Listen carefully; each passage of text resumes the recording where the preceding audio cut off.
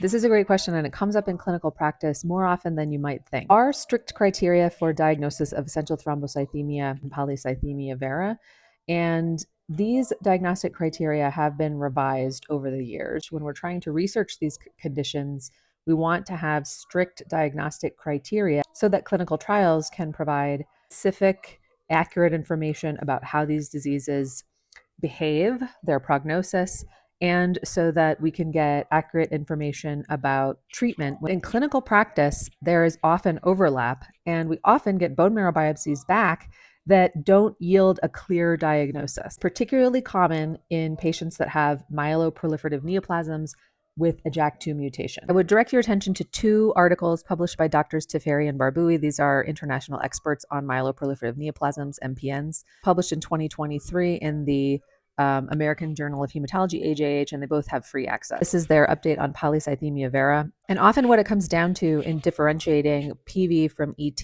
are the bone marrow findings. As the current diagnostic criteria from the ICC for polycythemia vera require that the patient meet all three of these major criteria, or the first two. Note that the second one is a bone marrow biopsy, and the minor criterion, which has to do with the erythropoietin level. The classic bone marrow findings in polycythemia vera are panmyelosis. So that means the myeloid lineages are all increased in the bone marrow. So there's prominent erythroid growth, granulocytic growth, and mature megakaryocytes, and those megakaryocytes look normal. This is their 2024 update on ET. Diagnosis of ET requires that you have all four major criteria, which are these here: platelet count consistently greater than 450. In the bone marrow, we see megakaryocytic proliferation. These are mature megakaryocytes, but they have hyperlobulated nuclei, so they don't look exactly normal.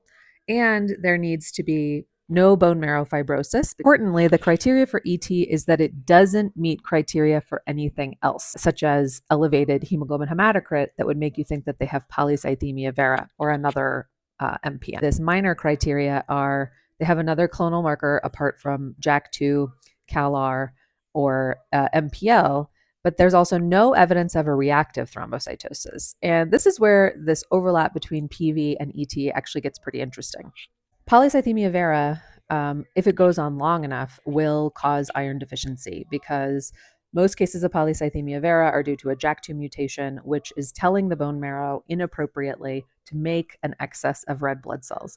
In order to do that, the bone marrow is going to use up the available iron. And over time, polycythemia vera patients can become iron deficient, even if they're not being phlebotomized.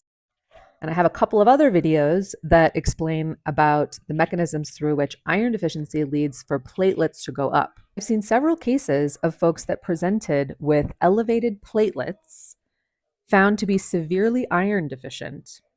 When you fix their iron deficiency, they become polycythemic and the platelets come down. So this is what does not have a strict pathologic criteria diagnosis, but we call this masked polycythemia vera. So it's not uncommon that patients, when they're first diagnosed with either PV or ET, when they're JAK2 mutated, will have a revised diagnosis. And I often tell my patients, if they've had a bone marrow biopsy that doesn't reach a conclusion, it says this is a JAK2 positive MPN, I reassure these patients that these diagnostic criteria are important for research, but in clinical practice, we should focus on the patient in front of us, what their counts look like, and what their risks are. That's what's going to guide our treatment decisions for one specific patient. Now, if we're trying to put them on a clinical trial, usually we need to narrow down that diagnosis as best as we can. If you've been diagnosed with PV or ET, let me know in the comments if your diagnosis was ever revised or if you were told you have overlapping features. I think that this is actually fairly common. Hope that helps. Follow for more information about blood.